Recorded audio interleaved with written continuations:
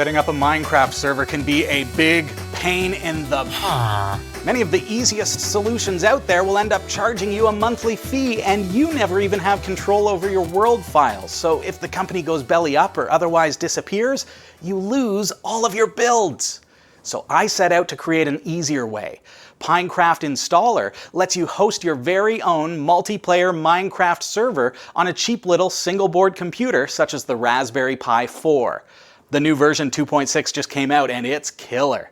Today I'm going to show you how to install it, and I'll highlight some of the great new features, many of which are a direct result of user requests on our last video. Stick around till the end because I'm going to show you how to add your own user as an admin. This feature is brought to you by Ameridroid.com. Get your Raspberry Pi 4 or other single board computer, home automation devices, and electronics accessories at Ameridroid.com. American-based sales and support, visit Ameridroid.com. I've got some exciting ideas for Pinecraft that I'd love to implement in a future version, but it'll take the support of users like you to help me do it. So if you love Pinecraft, please consider supporting the project at patreon.com/Pinecraft. Now, I released the very first version of Pinecraft Installer back in January, and here we are, it's less than 3 months later, and version 2.6 is already out, implementing several user requests. In its infancy, Pinecraft only installed Spigot, and only in survival mode to boot. But users wanted more options, and I received a ton of great feedback from users who have already done their homework. So now, Paper is the default server flavor, but you can choose from an assortment of available servers. And don't worry, I'll explain the basic differences between the available server versions in just a moment. In this video, we'll turn a Raspberry Pi 4 with 8 GB of RAM into a high-performance multiplayer Minecraft server using Pinecraft Installer.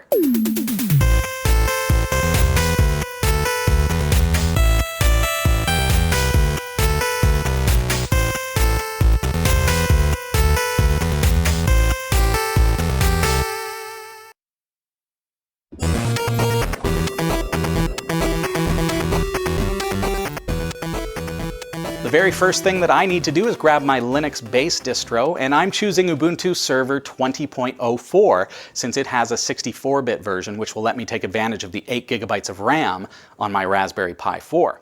You can grab that at ubuntu.com, and I've got the direct link for you in the video description as well. You want to use fast media, otherwise your server performance is going to suffer.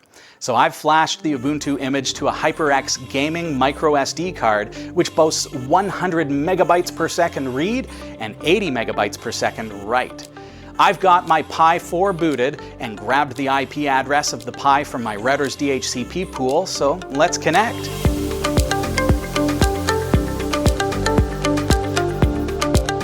Ubuntu Server gives me a proper 64-bit distro.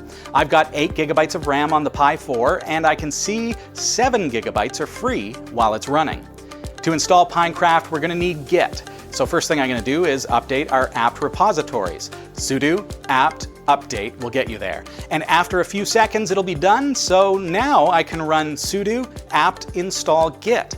And I can actually see that Ubuntu Server comes with Git already pre-installed, and it's already the latest version. So I'm good to start. I'm going to make sure that I'm in my user's home folder and then run git clone https://github.com/cat5tv/pinecraft. That downloads the latest version of Pinecraft to our clean distro. Let's cd into the Pinecraft folder, and it's super simple to get up and running. We're going to type sudo:/install and hit enter. Pinecraft will quickly install any dependencies it needs to run, and then we'll be greeted with the splash screen. Simply hit enter to proceed. You'll see again that Pinecraft will install any components that will be required to run your Minecraft server. Give that a moment to complete, and we'll be prompted with our first question. Which server flavor do you want? Each of the available options are just different teams of developers working on various improvements on Minecraft's server. And it'd be tough to give you an exhaustive comparison, but essentially we've got Paper, which supports plugins and it installs very quickly. It's been optimized to perform very well, and it does so even on a single board computer. It's lightweight and it runs great. So that's why I've made it the new default. Next in the list is Fabric, which is yet another lightweight, well-optimized server which supports plugins and has a fast build time. Then there's Spigot, which runs great, but it's a bit heavier than the first two, and it certainly takes a lot longer to install since it compiles from source.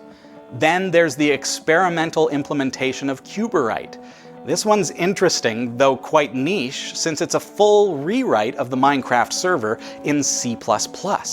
Since it's not a Java-based server, it's significantly more optimized and could even allow running a Minecraft server on a super cheap board, such as the Raspberry Pi Zero.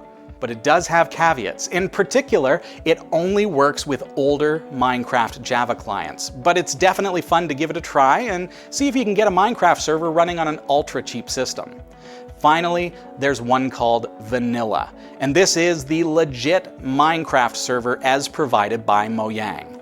It's included in Pinecraft for the purists, but as many will tell you, you can't expect it to perform nearly as well as the optimized servers, nor does it support plugins or mods. So all that said, we're going to go for the default today and install the paper server. If you don't know which one you want, this is a great starting point. Next, we'll select whether we want a survival or creative gameplay server.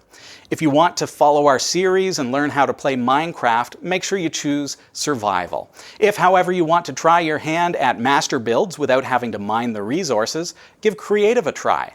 Creative is likely a great starting point if you've got very young children, but if you want exciting gameplay, you're probably going to want to lean toward survival. Enter your Linux username. In my case, I haven't changed it from the default on my Raspberry Pi, and that's Ubuntu. You'll need to accept the Mojang End User License Agreement, which you can do here.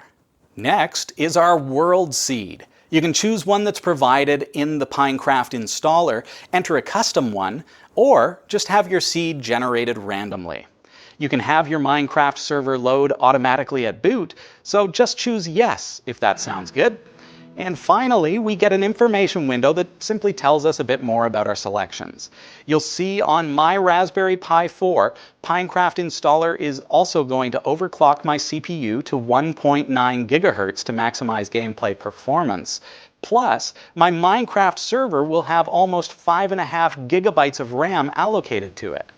Hit enter to continue. This screen is just warning me that my Pi is going to be overclocked, and since I'm fine with that, I'll hit enter and the installation will begin.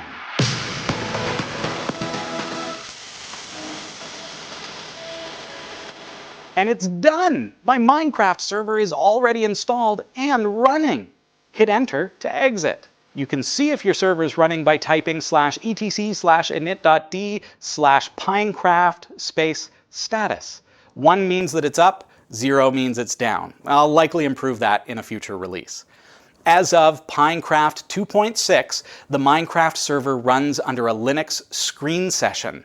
So if you want to access the Minecraft server console directly, simply type screen-r on the server. As you can see, my server is still generating the world. It can take several minutes, so be patient. To exit the console while still leaving the game server running, press Ctrl-A followed by D. That's the screen command to detach the session. If I list the running screens, you can see one called Pinecraft, and that's literally all it takes to get your Minecraft server up and running. So let's connect and check it out. In your Minecraft Java client on any computer on your local network, go to Multiplayer and add a server. Give it a friendly name. I'm going to call mine New Server Pinecraft 2.6 and enter the IP address of the Raspberry Pi on which I ran the Pinecraft installer. Remember that this only works on your local network.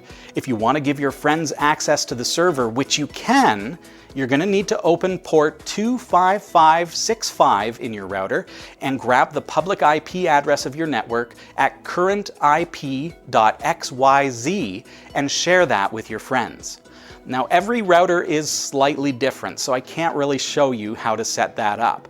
But consult your manual and look for a feature called port forwarding or something similar to that. If in doubt, hey, get your nerdiest friend to come on by and give you a hand.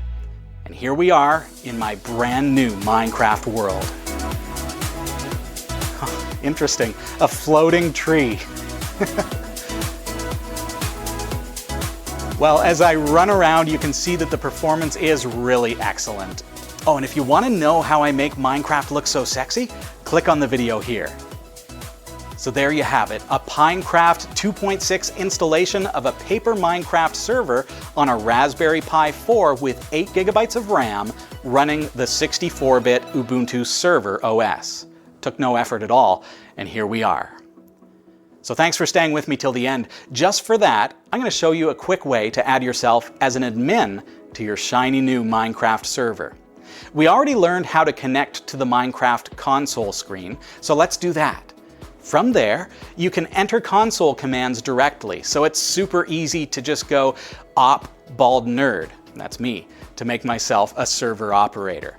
Now that I'm op, I can run my server commands from within the game, including opping other players if I'd like, changing game modes on the fly, setting the time of day, giving players resources, and so much more. I really want a plaque one day to put on this wall, so please subscribe to my channel, like this video, and click that bell to be notified next time I release a tutorial. If you want to see all the awkward moments behind the scenes and even chat with me directly, join our fleet, patreon.com/category5. I'm Robbie Ferguson at Category5 TV. Don't forget, if you're not having fun, you're doing it wrong. Thanks for watching.